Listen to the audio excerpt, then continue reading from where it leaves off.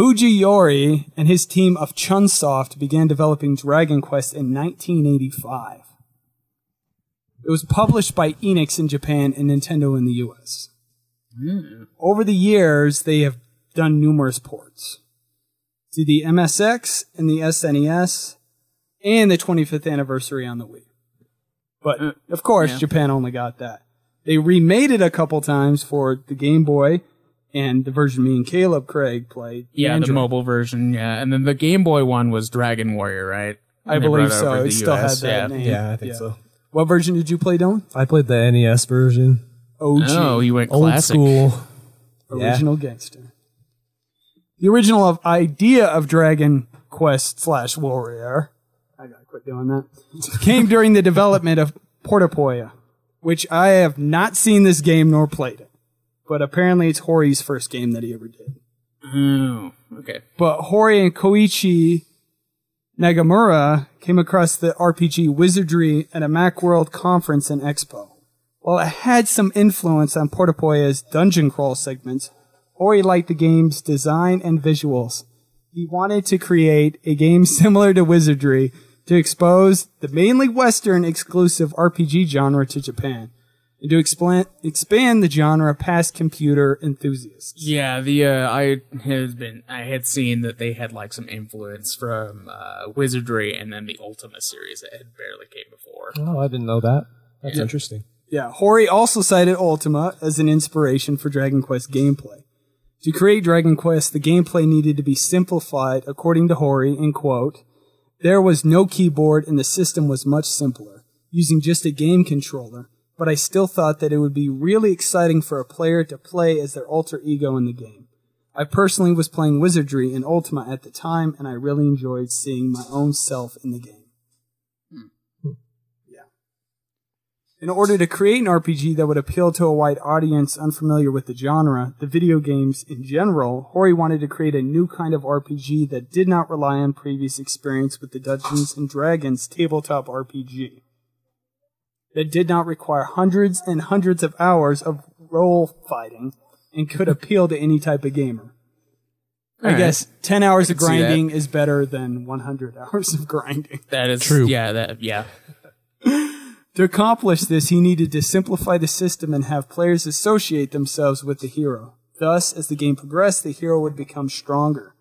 In contrast to games like Super Mario Bros., where the character Mario did not become progressively more powerful during the game.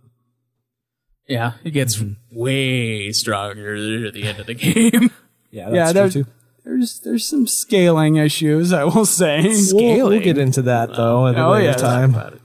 He wanted to build on Portapoia and place a greater emphasis on storytelling and emotional involvement.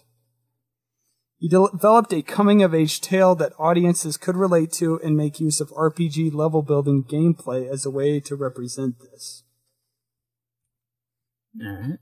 Hori believed that the Famicom was the ideal platform because, unlike arcade games, players would not worry about spending money if they got a game over. Which is very smart. And they will get game overs. There's no based game on overs. my experience. You got a game over? Not a game over, but like I died a lot. Oh yeah, I totally died a lot too. Yeah. And they can continue playing where they left off. Whenever the player loses a battle, they would immediately be restored to a previous save point rather than the game's ending and return to the main menu. Which is awesome. Yeah, it's great. It's definitely something that I would have a new RPG player play.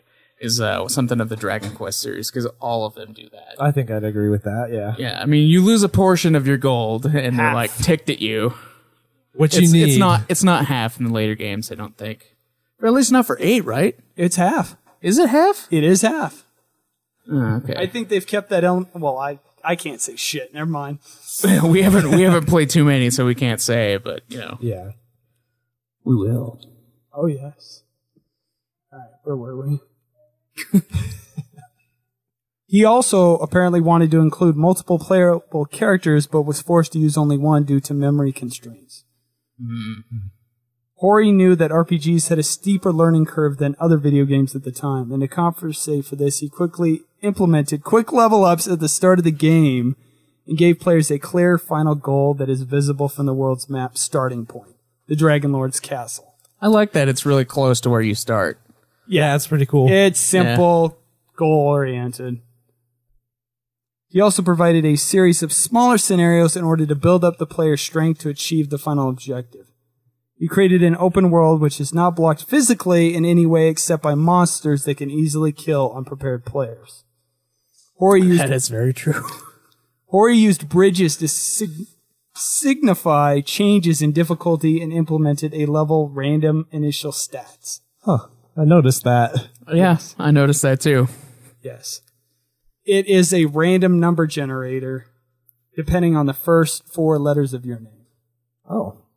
Oh, yeah, I more did complex remember hearing something like than I that. thought. Yeah. That's cool, though. It's a cool feature. I remember hearing something like if you named your character Erdrick, like in the main character, like the hero's name from the past, then you like get the most stat bonuses. Oh, I didn't know that. That's what I heard. I Next don't know if playthrough. it's... Gonna have to. We'll have to look at it, the exact stats, but you know. Right. Yeah, I might do it again. To make the game appeal to a larger audience, manga artist and creator of Dragon Ball, Akira Toriyama, was hired to produce the artwork. As with Dragon Ball, Toriyama's artwork features characters whose strength and cunning transcend generations, but also includes humorous elements such as a chibi style. It's true. Koichi Sugiyama, the game's music composer, hopefully I said that right, sought Enix out. Sugiyama sent a PC Games feedback questionnaire to Enix. He was already a well-known television composer, and upon seeing Sugiyama's feedback, Fukushimi contacted him to confirm that he was the Sugiyama from television. Which is, apparently he was a composer before even Dragon Quest. I didn't know that. That he actually did TV work. But apparently, Fukushima asked Sugiyama to compose a score for Dragon Quest, and it took him 5 minutes to compare that original opening thing, which has stayed throughout the whole series. Yeah, that's it's an awesome theme too. I really like it. It is, and that's pretty funny to contrast him with Naboo, whose FF interlude apparently took him 5 minutes too. Wow. It's weird. It's a weird contrast that I'm thinking, like. But they're both great. So, he noted the difficulty in adding a personal touch to the short jingles, but that the past experience of creating music for television commercials helped. He claimed that you only have about 3 to 5 seconds to catch the audience's attention through music. Why he started the opening theme the way he did. That's interesting. All right. Now ready for the localization. Oh my gosh, there's a lot for this. Well, it's summed down. Coverage of Dragon Quest North American localization first appeared in Nintendo Fun Club News. Who remembers that? Nobody. I don't. Predates me. Yeah. Winter 1988 issue where the title changed to Dragon Warrior. The title was changed to avoid infringing on the trademark to the pen and paper RPG Dragon Quest. Nice. And it screwed him for like 15 years. It was released in North America. I already went over that. In August 1989, months before the Japanese release of Dragon Quest IV. Oh, what? That is Final Fantasy levels of release. Time. Yeah, that's sick. Because it was released. That was on the NES, right? Yes. The release. Okay. So up till 4 is on the NES. Yes. Yeah. Huh. Okay. Cool. So, because the game was released in North America nearly 3 years after the original, the graphics were improved. I looked this up. It's a lot better. Well, I would imagine. Yeah. And instead of lengthy passwords, apparently the Japan version had passwords, they had a battery-backed RAM inside of Nintendo cartridges in order to save the game.